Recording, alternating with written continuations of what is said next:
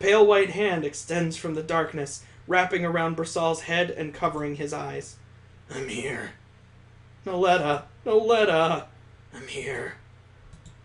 Weakly, feebly, Brisal collapses to his knees, but Noletta does not let go. I'm here. Where are you, Brisal? I'm here too. Reaching down with her right hand, Noletta touches Brisal's trembling fist. As if cast with a spell, the shaking stops, and the two intertwine hands, his bloody clawed hand and her frigid porcelain hand. The darkness is nibbling at me again. It's biting me. It never stops biting. It's okay. I'm here. Ha ha. We're both still here, so it'll be okay. As if grasping for a lifeline, the two tightly clasp hands. Perhaps because I hit my head too hard, it takes a while for me to come back to my senses. Pulling myself off the ground, I take the opportunity to douse the stove flame while Brisal's eyes are shielded. When I return to check on them, I find the two sprawled out, fingers still intertwined as they slumbered. Oh good, the red's gone, everything's fine. Ha!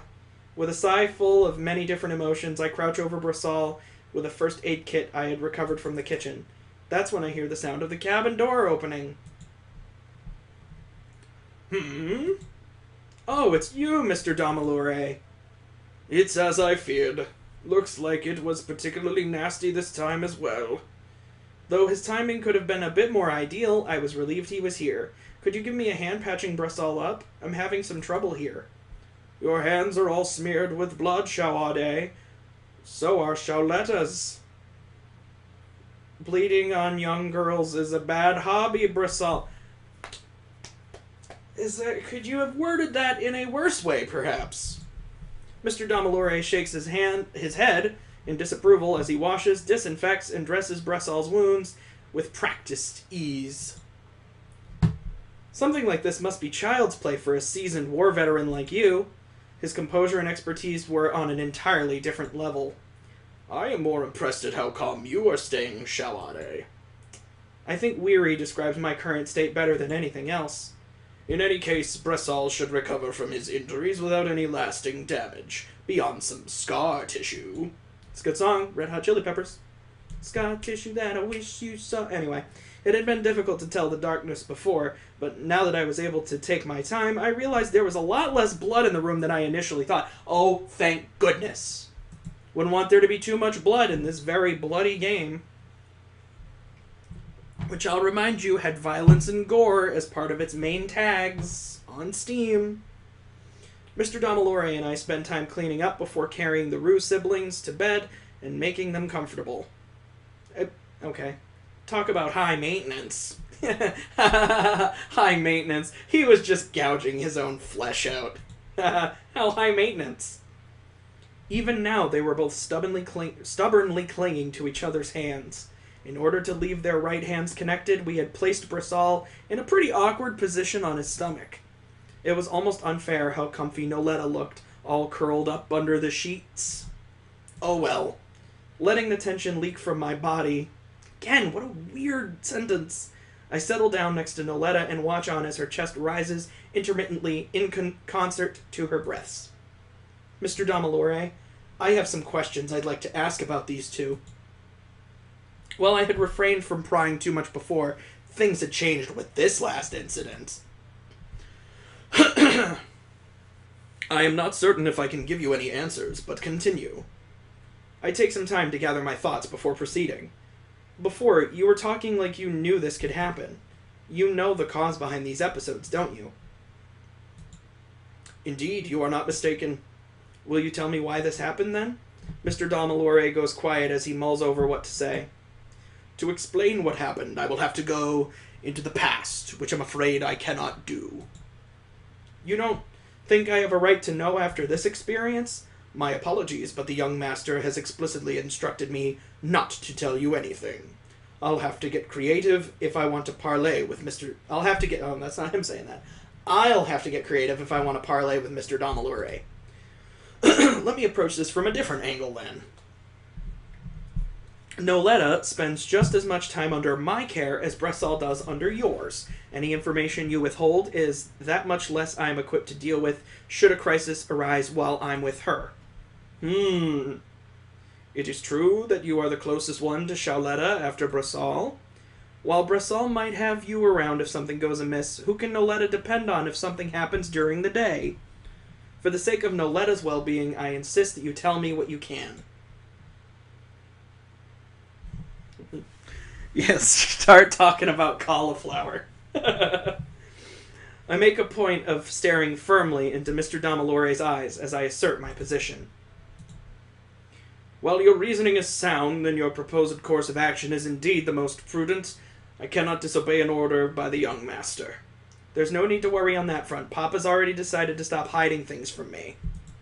He told me last night he was the one responsible for Mother's death.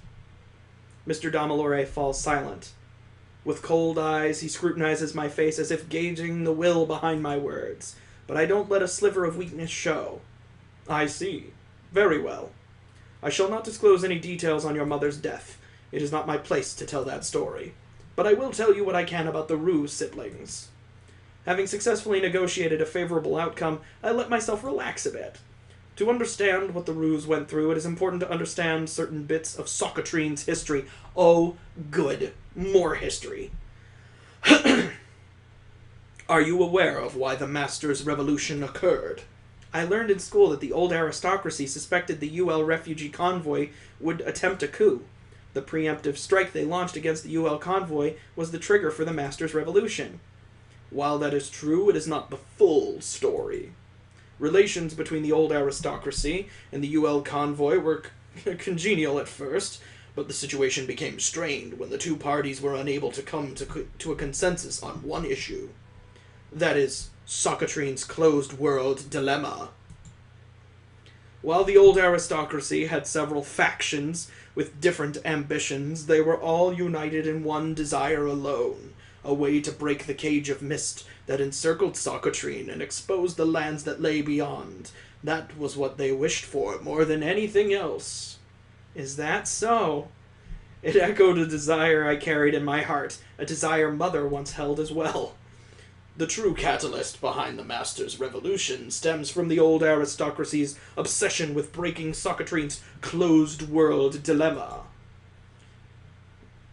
The Verloren Master's refusal to assist in this endeavor, despite having led the UL convoy to Socotrine, was a point of great contention. However, even after the Master's Revolution, there remained influential factions in Socotrine, and even the UL convoy that wished to resolve Socotrine's closed world. Under heavy pressure, Master maintained her hardline stance, but was eventually forced to capitulate on one front. A research endeavor into the properties of the reality-distorting mist that encircled Socotrine. Its name was Project Binaire. Its primary objective, investigating the effects of Socotrine's mist on the human body through extensive testing. The ramifications of Mr. Dahmer Laurie's words strike me with almost painful clarity. So is this whole game going to end up being like a dream? She's in a reality distorted by the mist? Or is this going to end like Stephen King's The Mist, the movie version, where all but one dies?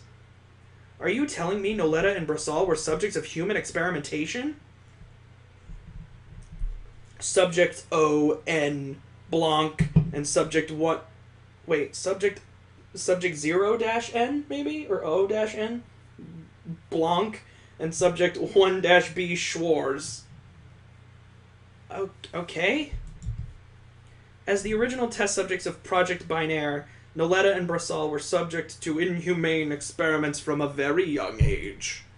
They are the only survivors among the pool of children Project Binaire drew from. Mr. Dahmer Laurie's reveal puts me at a loss for words. Their innocence, the reason they seem to know so little about the world. It's all made sense now. I run my hand through Noletta's snow-white tresses as she lies before me in quiet repose. When the UL researcher supervising Project Binaire perished in the fire of collapse, an emergency containment contingency plan was enacted. They used codenames from 2 different languages. Blanc and Schwarz. I see your Schwarz is as big as mine. Noletta and Brassal were isolated in empty underground units filled with the reality-distorting mist. They stayed confined there without outside contact for years before finally managing to escape. It was fortunate they ran into the young master when they did, as he promptly placed them under his protection upon learning of their plight. Noletta and Brassal only started living on our property about a year ago, meaning they'd been trapped in a nightmarish experiment for nearly a decade. I had no idea. Sensing that her lips are faintly trembling, I brush my fingers against Noletta's cheek, as if to whisk away the memories, the bad dreams. It's not completely known what triggers their episodes, but sometimes they become convinced they're still trapped in that underground space, that everything around them is just a delusion they've invented to run away from reality. Noletta? Well, she only cares about Noletta? What about the other guy who was literally gouging himself? You don't want to say his name, maybe? To think she's been bearing such a burden for all this time. Yeah, screw the other guy. Cares about him. Rain is something I've started keeping my eye out for, but be careful of anything you think might trigger a relapse. If one does happen, don't leave her side. Stay with her and do anything you can to reinforce that the world around her is truly reality. Understood. Leave it to me. I won't let Noletta bear everything by herself. Ho! A good answer. Charletta is blessed to have such a formidable friend. You rarely smile, Mr. Dahmer Laurie, so it's pretty refreshing when you do. It didn't seem to make him too happy, I suppose. Mr. Dahmer Laurie quickly reverts back to his usual iron mask in response to my comment. It made me recall something, a dear, treasured memory of mine. Do you remember when Noletta and Brassal struggled to eat anything when they first came here? We couldn't figure out what it was that was the problem. So the four of us held a pasta party where we made everything from scratch. Do you remember? We made a big mess and called you Grandpa Pop the whole day. Grandpa Pap. It was so fun and so delicious. So much that these two never had a problem eating ever again. And it was all thanks to Super Master Chef Dahmer Laurie. I suppose that did happen. Mr. Dahmer Laurie might be po-faced all the time, but he's actually very good at taking care of people, isn't he? Why are you talking to him like that? He's right there. I've lived a long time after all. Suddenly unable to maintain eye contact, Mr. Dahmer Laurie drops his gaze to the ground. A reflection laid within those averted eyes, a glassy mirror of one's regrets. It was a gaze I was intimately familiar with, a gaze that often lined Papa's features. The gaze of someone chained by the past. I think it's okay, you know. It's okay to find a sense of family in us. You're not turning your back on the dead by doing so. Shawade. For a moment, Mr. Dahmer Laurie's iron mask breaks. But he quickly regains his composure. Thinking of me as family, isn't that going a bit too far? Isn't it fine? I think of Noletta and Brassal like family, and I've only known them for a year. But Mr. Dahmer Laurie's been here for as long as I can remember. That is only because the Cotard household does not properly employ house servants. There's no one as trusty as Mr. Dahmer Laurie, right? No. Well, the young master has always been averse to the idea of employing house servants. But for a brief period of time, the Cotard household actually did try employing one. While they were cleaning, however, they made the grave error of tampering with the books in your mother's study. I do not know if you remember as you were quite young, but you threw a terribly fearsome tantrum. Ever since, the young master has absolutely refused to entertain the prospect of a house servant. Just close off the room. Just close the room and don't let them in there. Just say, hey, this room, stay away. Don't go in there. It can stay dusty. We'll take care of it. Is that so? Well, I don't regret it, because that tantrum's one of the reasons you're always there for us, right? From my perspective, you are someone who has supported Papa and me for all my life. It's only natural for me to consider you family. Or are you going to try and say a young girl's heart is wrong? No, but... Tell you what, I'm going to go ahead and think of you as family, and you'll do the same back. Because that's how these kinds of things work. You don't overthink them. Okay? Humph. You can be quite unreasonable at times, Shawade. But your words do not ring hollow. I shall take them to heart. So it's okay if we call you Grandpapap from now on, right? Erg. While we're at it, you should try smiling more. You ask too much of me. It's nothing to be embarrassed of. Nope. So show us those pearly whites, Grandpapap. Please stop. I do not know how to deal with situations like this. Grandpapap. In any case, I will cook up a meal for these two and keep an eye on them, so feel free to take your leave. Ah, you're kicking me out? How mean. No, but if I am not mistaken, you usually meet up with your peers on Saturday mornings. It would be prudent not to keep them waiting. That's true. If I kept them waiting any longer, they'd probably start to worry. I'll leave these two in your capable hands, then. Leaning down, I kissed Noletta lightly on the head. Sweet dreams, Noletta. Her skin had warmed up considerably since I first found her. Look forward to a big tasty pasta banquet when you wake up. Parting with her, I don my rain gear and prepare to head back out into the rain. Again, screw the other guy. Who cares about him? Make sure you take good care of them, Grandpapap. I'm not responding to that. You just did, though. Winking mischievously, I set off into the falling rain. When I'm a good distance away, I stop to look back at the misty cabin one last time. All of it. For the sake of breaking Sockatrine's closed world. I shake my head lightly to dispel the unwelcome thoughts that filter into the back of my mind. What should I tell the others? Though I wanted us all to be there for Noletta, perhaps it would be best to hold off for today. Noletta was resting right now. Making everyone anxious to check up on her wouldn't do. And it would also be a big help to have some time to digest everything myself. Tired. My footsteps falter to a halt almost immediately after I start walking again. The adrenaline from earlier had long worn off, leaving my body in an achy half-daze. Too much had happened. It was wearing me thin. Hear me, Ade? Ade? Huh? Oh, good. As I trek through the rain, I belatedly realize that someone's at my side. Ah, good morning, Ade. When she finally gets my attention, she swells with such delight, I can't help but imagine a wagging tail. She is definitely a furry. Oh, it's Lorona.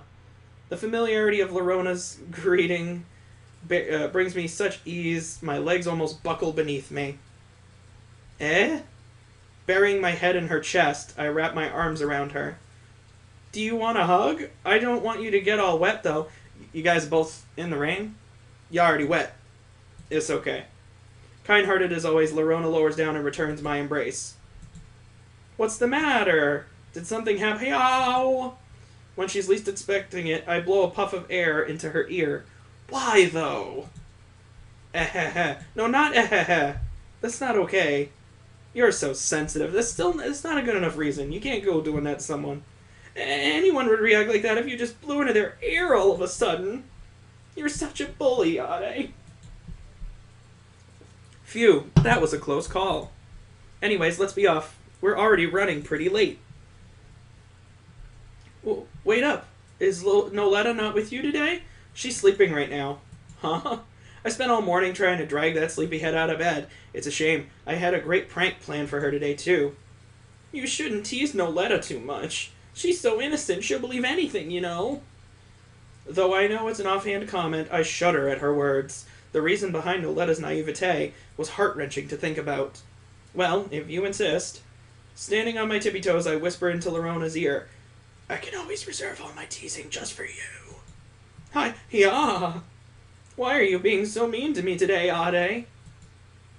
You should be grateful. People are like onions. They stink. Knee slapper. They need to be shaken up occasionally, or else they go transparent.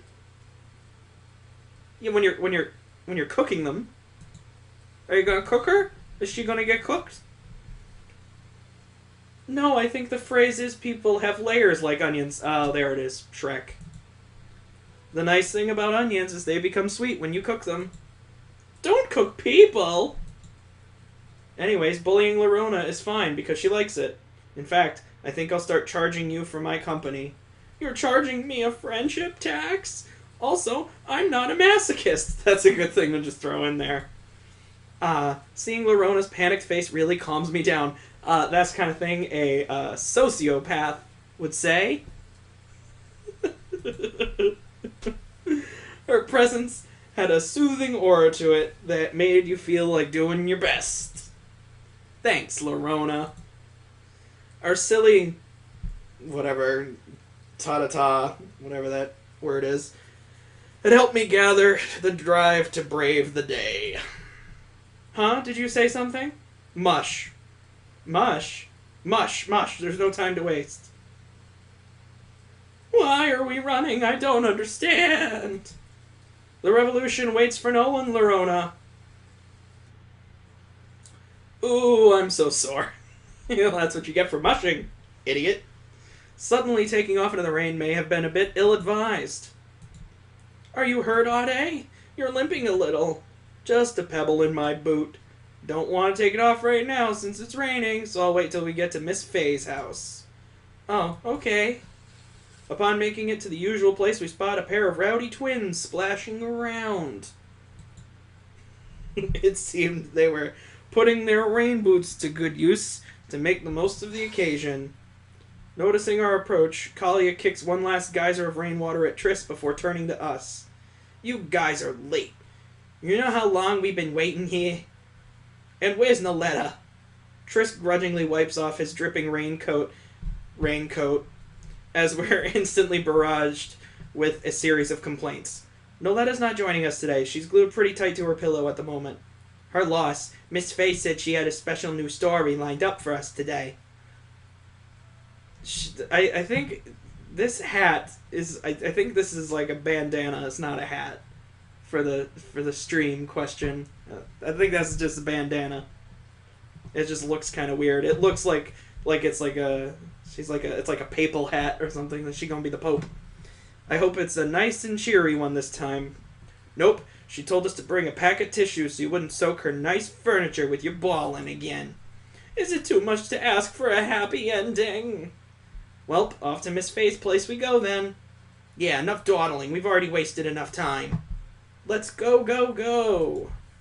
Our destination locked in, Kalia skips ahead and urges us to start moving. Gotta go fast, huh? Gotta go fast. Sonic. Faster, faster, faster, faster, faster. You're too slow. If one were to behold our group from a distance as we went, they'd probably see a bit of a strange sight. While Lorona and I strolled along the path like normal people, the Laurette Twins had other plans in mind.